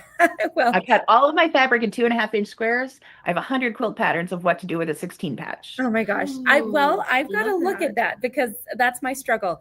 But so my thing started because of the pandemic too. I was noticing online, because that's kind of where we went. We were stuck at home, right? Mhm. There were so many people that were picking up quilting that they needed beginner friendly patterns. So my focus in my pattern writing is everything that's very beginner focused, beginner friendly. And, there's a niche for everything. And so there's, scrappy patterns that you do and beginner patterns that I do. But I just kind of think you're amazing for doing scrappy patterns. That is my struggle. So, but I'm sorry. That's my side line. These are pre-cuts. These are all for fat eights. 16 fat eights is the other pattern line. That's cutie patterns. Okay. Well, I can do like, You can do they match. yes, Yes. if they match. Pre-cuts. Yeah. So, but this one, it was, I structure most of my block of the month so that there's a filler block, and then the 12 other blocks are mystery blocks that get released every month. So we just kind of, just a fun way to do it. Shauna, can you repeat your business name so I can find you, please? And she just put it in there. Yes, Ladybug Threads. So on socials, it's Ladybug Threads Quilting. If you're looking for me on Facebook, my group is called So Easy Block of the Month. That one's a nod to my grandma. I don't know if you know that. So my grandma started a business way back when she was able to get jean fabric and knit fabric when it was kind of just coming out. And so she started by teaching classes on how to use knit fabric to sew clothing. And she called her patterns So Easy. They were so easy patterns to learn to sew knit fabric. So that's why it's So Easy Block of the Month. I love that. Yeah. Shauna's got a great family tradition of sewing and creating businesses from it. So that's really awesome. Yeah. Well, I think this has been so great this morning. I've been looking on, I feel like we've actually answered quite a few of the questions. Keith said hi. Who did? Keith. I know Keith. Hi, Keith. Yeah, it's fun. It's fun. We're watching. Shauna and I are sitting here. We're able to see the comments as the stuff is rolling through. A lot of the questions that we've got in here that we maybe haven't answered, we're going to be answering this afternoon. So some of them questions more about the businessy side of things, some of those kind of things we're going to lean into this afternoon. One thing I do want to end with as we get here was a question. Let's see, where was that question? So how do you expand from your long arm to other areas? Because I think we've all kind of mentioned here, we all kind of got started here.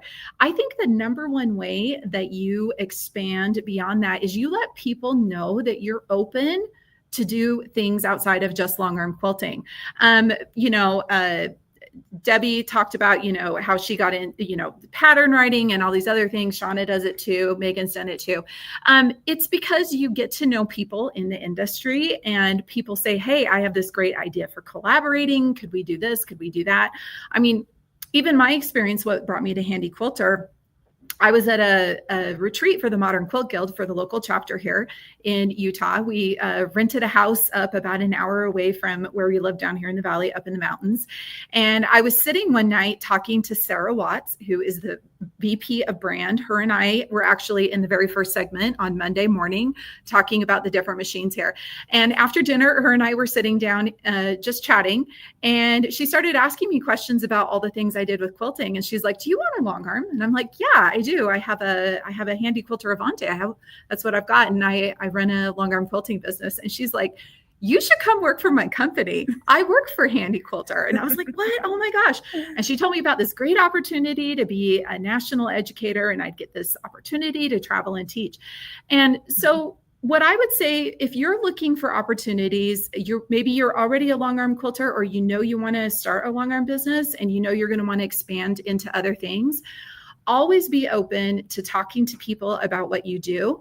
Always take those opportunities to get to know other people in the industry. Join the local guilds. Go to the big quilt shows.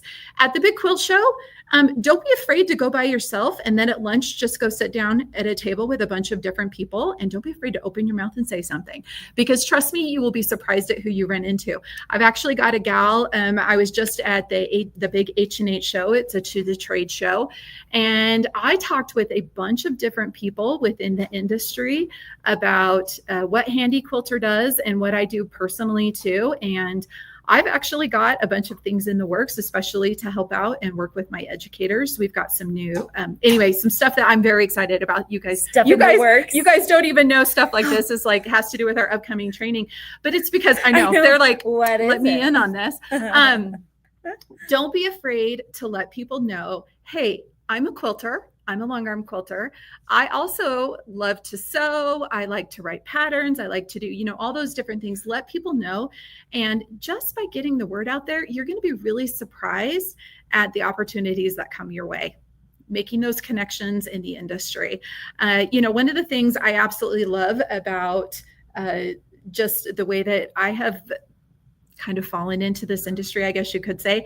I didn't actively go seeking for this, but I have quilty friends all over around the world. I mean, right here, I've got friends that live in Utah, New York, Washington, Australia. I know I know lots of quilters in Canada, in Europe. I have met people from everywhere, all over the US. I kind of laugh when I hear somebody talking about a different state. I'm always like, oh yeah, I know somebody from Indiana. Yeah, I have a good friend that lives in Florida. I've got a good friend. And people are like, how do you know these people? Well, it's because I've reached out and I've made connections throughout the industry. So don't be afraid to do that. Go ahead, Debbie. Well, whenever I do a Facebook Live, I'll say, well, it's summer here. We're going into summer here in the Northern Hemisphere. You're like, well, of course it is. Why are you mentioning that? I'm like, because not everyone I know is in the Northern Hemisphere. Mm-hmm. It's amazing that quilting around the world, we're very different people culturally, but we're quilters. Yep. And it's just fascinating as we get to know them all. It's so true. And I like to think of quilting as an international language. I was lucky enough to go to Australia and teach this year. And although we both speak English, like, Australians, there is a language that we all spoke there while I was teaching. And although I did get schooled on some of the local terms for quilting, at the end of the day, when I was talking about a bobbin, everybody in that room understood what I was talking about. And it was just really great that way. Mm-hmm. So we're going to go ahead and wrap up for this morning. I want everybody to be able to get a nice, good break. Just a reminder that we do have some really great promotions going on. So a couple of you in the comments were asking if you are looking at adding another machine. If we've convinced you, you definitely want to get that long arm business started, and you're going to do it by getting a new long arm. Be sure to call that number down there below. And remember, we've got free shipping. We've got some really great promos on, especially pro stitchers right now. And prices are going up on July 1st. So if you are on the fence at all thinking about buying a long arm, right now is the time to do that. All right, well, we're just going to say, everybody go have a great hour-long lunch, sit down, get off your feet, or maybe run to your machine and get a little quilting done during lunch if you need to maybe get something done.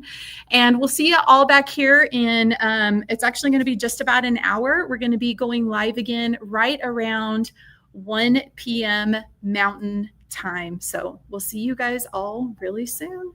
Lily's going to go ahead and take us out. We'll see you guys soon.